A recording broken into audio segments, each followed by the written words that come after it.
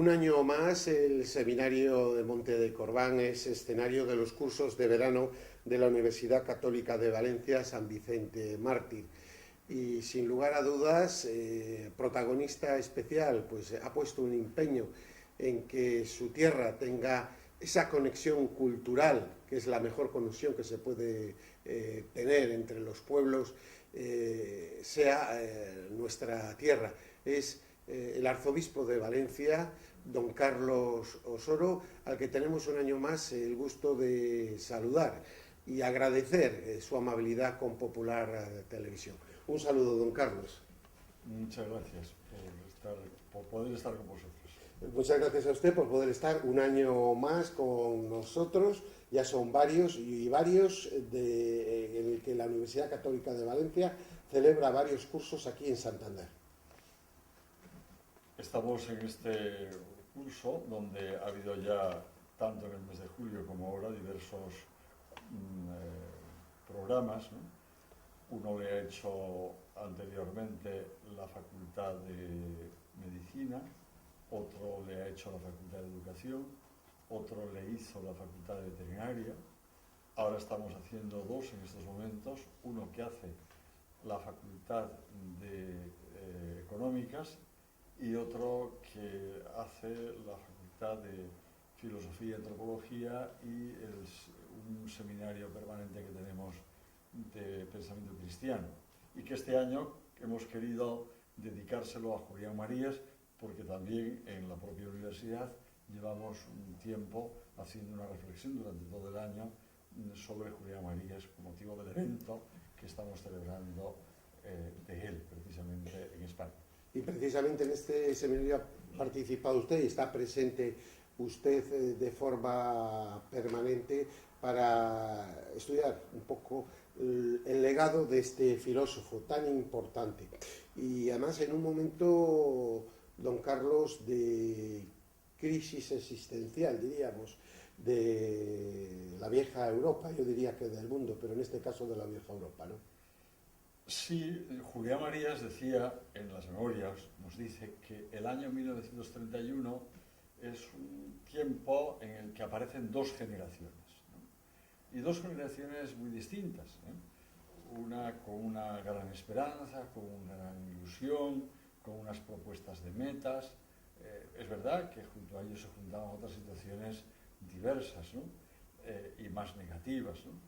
Pero yo pienso también que de alguna manera, por poner algún año, el año 2000 supone la aparición también de otra generación que no ha vivido pues, todo el tema de la transición, como pudieron vivir otras personas que lo hicieron, pero sin embargo también que tiene grandes ilusiones y grandes esperanzas y grandes retos, ¿no? Y sobre todo los retos de asumir la versión completa de lo que es el ser humano, y no una partecita de lo que es el ser humano, porque entonces así no se puede construir absolutamente nada. No se puede construir ni una educación consolidada y bien hecha para hacer hombres de futuro que no miren para sí mismos, sino miren para los demás. No se puede construir una situación económica en la que todos de alguna forma puedan participar de la riqueza que existe en este mundo y todos puedan vivir con la dignidad que tiene que tener el ser humano.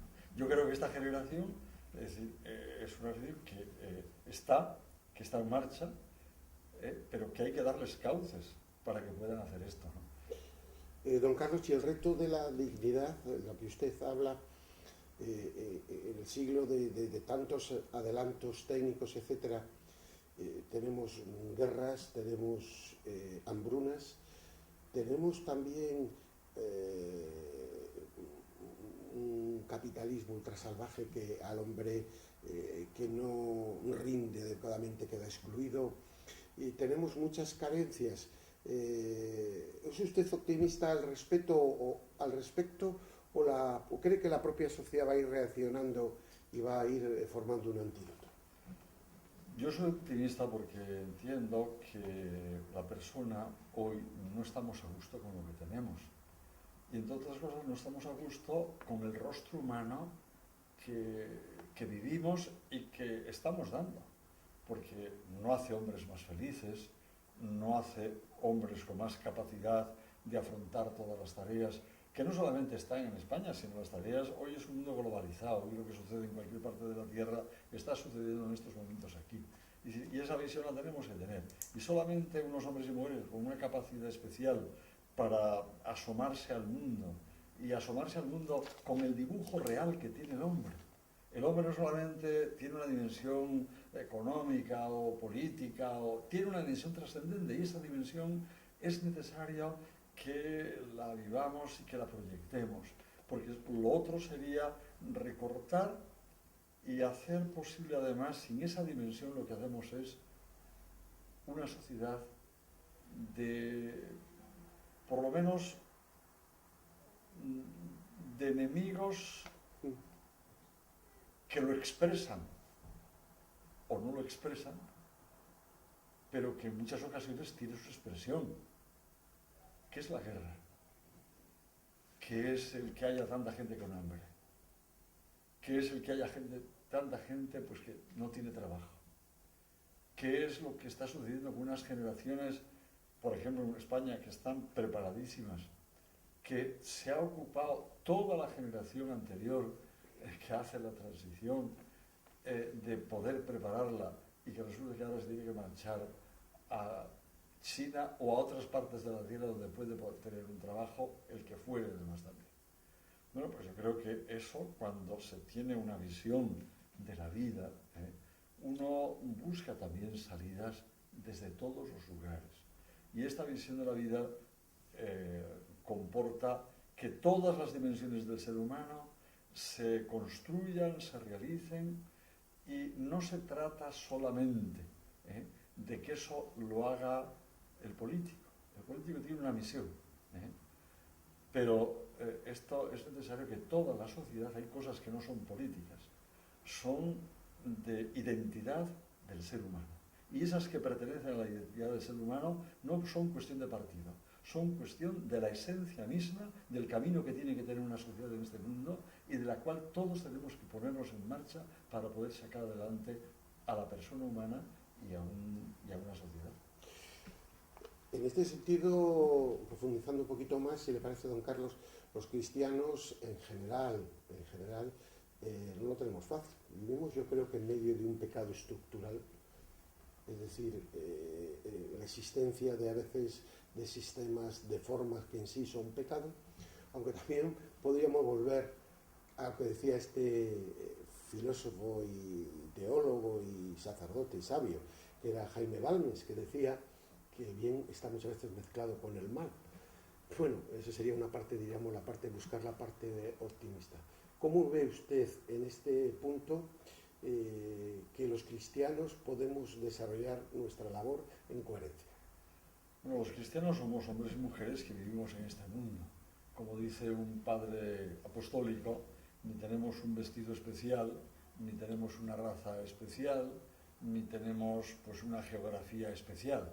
Somos de todas las geografías, pertenecemos a todas las razas, y naturalmente tenemos unas visiones pues a veces distintas y diferentes. Lo importante de un cristiano es que esté en medio del mundo y que haga verdad lo que el Señor nos dice en el capítulo 5 de San Mateo, cuando nos dice y nos advierte: vosotros sois la sal de la tierra, vosotros sois la luz del mundo.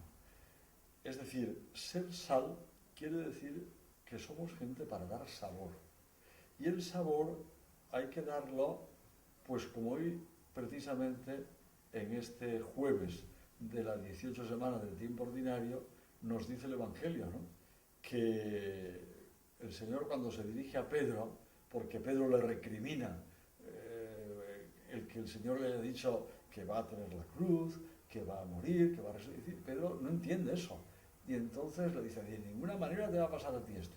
Y el Señor le dice a Pedro, dice: apártate de mí, tú piensas como los hombres, no como Dios. Bueno, yo creo que los cristianos, ser sal supone pensar como nuestro Señor. Y pensar como nuestro Señor supone pues dar la vida por los demás, no vivir para sí mismo, saber que somos para los otros, saber que el otro no es para aprovecharme de él, sino el otro es para que yo tenga ocasión de entregarle la altura que tiene que tener todo ser humano. Es decir, por tanto, es decir, los cristianos vivimos en este mundo y padecemos naturalmente, a veces nos olvidamos que tenemos la vida del Señor que se nos ha regalado por el bautismo y estamos para ser sal, y nos olvidamos a veces que tenemos que ser luz, y la luz no se guarda, la luz para que alumbre se pone en el candelero. Es decir, bueno, yo creo que eso es lo que tenemos que hacer también nosotros. Es una tarea preciosa, magnífica, es una aventura impresionante a la que nosotros podemos llamar a tanta y tanta gente que está deseando el asomarse a dar esta perspectiva. Yo vengo de una experiencia de este verano que a mí me ha impresionado y me ha impactado. En Valencia hice un proyecto que se llama Construir la nueva ciudad, a la que convoqué a todos los jóvenes que quisieran apuntarse. Y han ido por grupos, por toda la diócesis. Y además el proyecto era ir sin nada, es decir, con los bolsillos sin dinero. Lo que le daban de comer en la gente era de lo que comían. Lo único que poníamos era pues, los lugares donde tenían que dormir, que buscábamos los colegios de la iglesia que existen en todos esos lugares, y podían estar durmiendo en colchonetas y teniendo las duchas allí para poder. Y se trataba de trabajar. Unos han ido a residencias, otros a limpiar pues, las plazas del pueblo, otros a Edil. ¿Por qué? Claro está, también con muchas más cosas. Había una hora entera de adoración al Señor antes de comenzar el día. Y después el rezo de laudes. Y otra hora entera por la tarde, por la noche, a la cual yo he asistido a casi todos los grupos de la diócesis, a celebrar la Eucaristía y a rezar las vísperas, y junto a ello, después de tomar lo que pudiésemos tener de cena, pues una revisión del día y una revisión de la realidad, una constatación de lo que habían visto ellos durante todo ese día en los lugares donde habían estado. No solamente han estado aquí, han marchado dos grupos han marchado para Asia, otros 2 grupos han marchado para África, 7 grupos han marchado para América Latina. Es decir, con todos hemos tenido contacto. Ha sido una experiencia preciosa y una experiencia en la que todos, a los que se les invitaba, no se les engañaba. Se les decía, mirad, vamos a intentar vivir una experiencia de lo que significa la novedad que la vida tiene cuando acogemos la vida de Jesucristo. Y esa es la que vamos a llevar, y así vamos a construir la nueva ciudad. Bueno, ha sido algo maravilloso. Yo me he encontrado con chicos y chicas que, bueno, era la primera vez que asistía a una cosa de estas, que no eran chicos que pertenecían a grupos cristianos. Es verdad que bastantes de los que iban estaban en grupos, pero han invitado a otros que no lo eran. Pienso que esto es algo, es decir, y cuando tú a la persona la das proyectos que no están mirando solamente afuera de la tierra, sino en concreto, en la vida concreta, yo puedo hacer esa nueva ciudad, y la puedo hacer precisamente desde mi fe, desde mi concepción de persona, desde la concepción en la cual no tengo por qué prescindir de Dios, al contrario, es que Dios me da tal capacidad, nuestro Señor, para ahondar en lo que es la vida, en lo que es la historia, en lo que es la convivencia, en lo que es la responsabilidad, en lo que es no aprovecharme de los demás, sino al contrario, es decir, dar de lo que yo tengo también a los demás. Que eso hace algo distinto, y a esto responde la gente. Y pienso que es un momento extraordinario para hacerlo, ¿no? ¿Y la respuesta social de esa acogida a esos jóvenes cuál ha sido? Extraordinaria. Yo les decía siempre en broma que el que no iba a pasar hambre era yo, porque a mí me conocían y alguien me daría algo, ¿no? Pero la respuesta ha sido preciosa, porque había gente preocupada, y cómo les acogían en cuanto se enteraban, ¿no? Que estaban por allí. Y se enteraban por las obras, pues claro, como les veían pues limpiando el jardín o habían pedido permiso al ayuntamiento, habían pedido permiso, haciendo algo por los demás, ¿no? Y trabajando por los otros, ¿no? Pues tenemos que acabar esta entrevista, podríamos muchísimos temas, Los cursos continúan, le reclaman a don Carlos. Agradecemos que un año más esté aquí con nosotros, aunque está en nuestro corazón permanentemente. Don Carlos, muchísimas gracias por haber estado un año más con nosotros. Pues yo os agradezco a vosotros esta oportunidad que me dais de poder saludar a toda la gente de Cantabria, a la que me siento vinculado y que yo veo que cuando van por Valencia, como cuando iban antes por Asturias o anteriormente por Orense, pues siguen haciéndome esa visita, aunque a lo mejor no les pueda ver, pero dejan el recado de que han estado por allí y a veces el teléfono yo puedo llamarles donde están.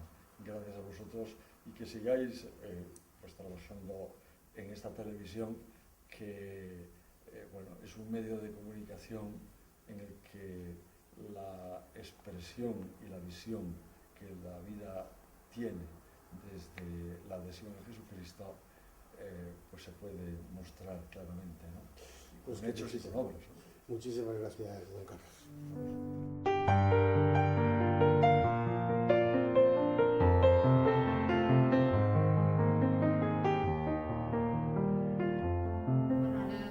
Pues es una alegría grande el conocerte, el que nos atiendes con tanta facilidad. Bueno, ¿cómo te sientes? Llegas a un curso en que llevamos una semana con una presencia muy fuerte sobre el pensamiento de tu abuelo. Hombre, pues lo primero, me siento muy ilusionado y muy orgulloso y en definitiva agradecido de que me hayáis invitado a estar aquí con vosotros.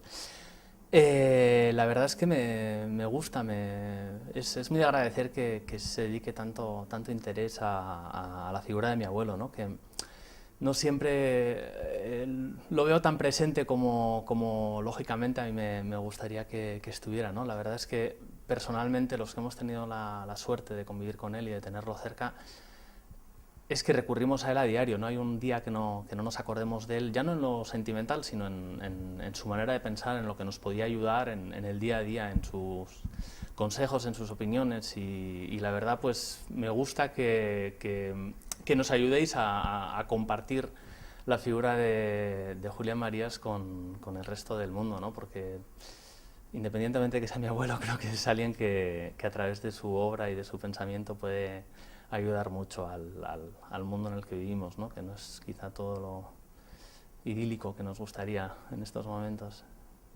Compártenos sobre esos recuerdos que tienes del abuelo.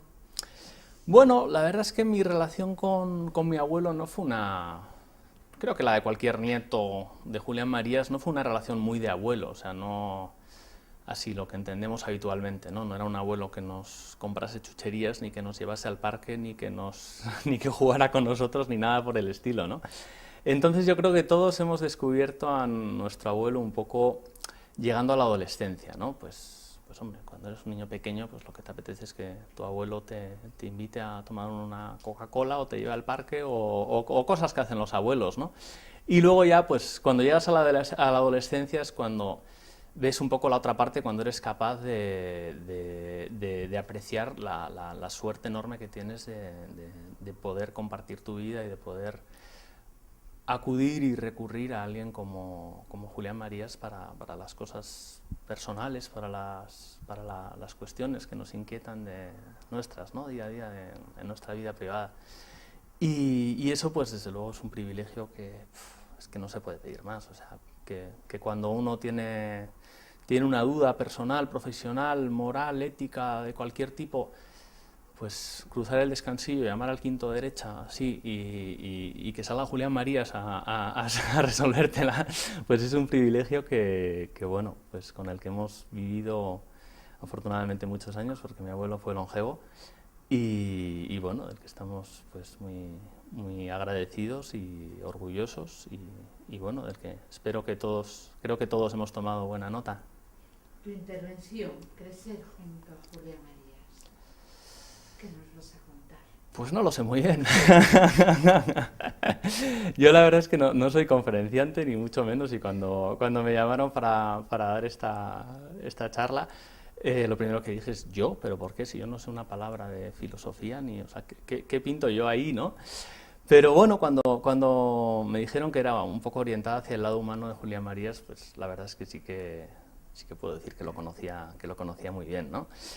Yo, bueno, en la medida de lo posible me gustaría que fuera casi más una conversación que una charla, ¿no? Y intentaré acercar a gente que seguramente sabe mucho más que yo sobre Julián Marías, al menos sobre su pensamiento, pues lo que era el día a día con él, lo que era su persona, su relación familiar, su vida íntima, el trato personal día a día con él, ¿no? Es, creo, lo único que puedo aportar a todo este equipo de sabios y de expertos en la filosofía de mi abuelo, a los cuales en cuestiones filosóficas seguro que no tengo absolutamente nada que aportarles. Y desde tu experiencia de niño, de adolescente, de joven,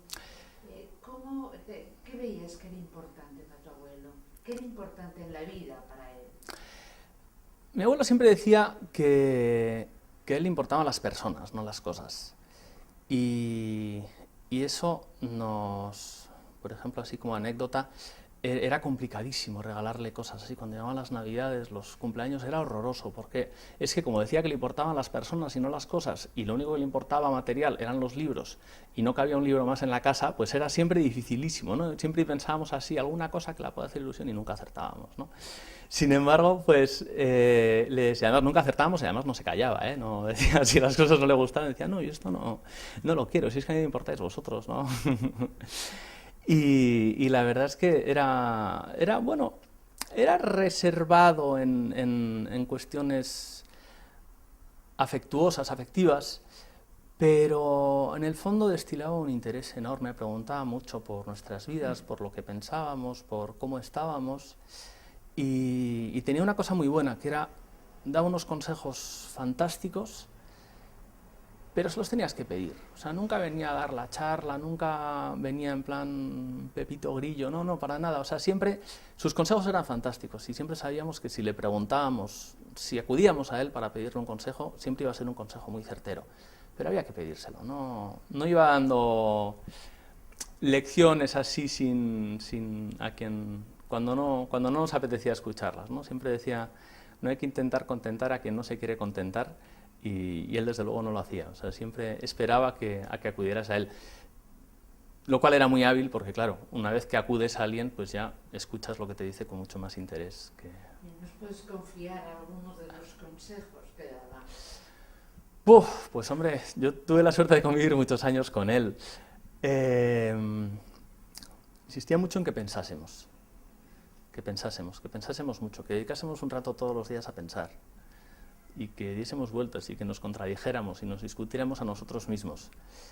Y bueno, creo que todos los Marías somos bastante tercos, pero creo que en cierto modo es a fuerza de contradecirnos a nosotros mismos, que es una actitud que te ayuda a, si no te das cuenta de que estabas equivocado, te ayuda a reafirmarte un poco más en lo que creías y a tener las ideas quizá un poco más claras. Ahora ya, Alejandro Marías, hablamos de ti. Bueno, además de nieto de Julián. Yo aquí solo soy un nieto de Julián Marías. Bueno, yo soy un músico.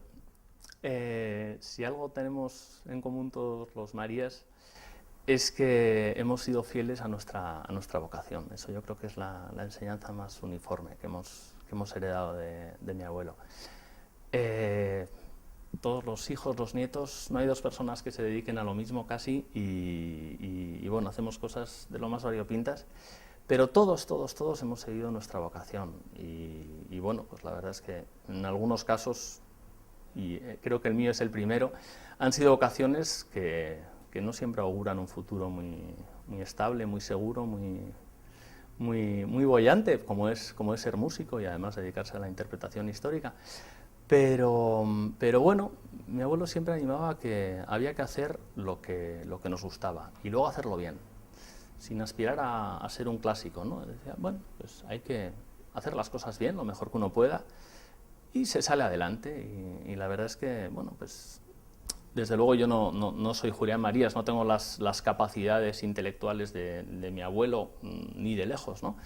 Pero sí que de alguna manera, bueno, pues dedicarse a tocar el violonchelo barroco pues es una cosa, vamos a decir, un poco arriesgada, pero ser filósofo en un país gobernado por un dictador que no te deja dar conferencias, ni enseñar a la universidad, ni escribir libros, pues es mucho más arriesgado. Entonces, aunque no sea Julián Marías, digo, bueno, mi abuelo lo tuvo peor y salió adelante, ¿no?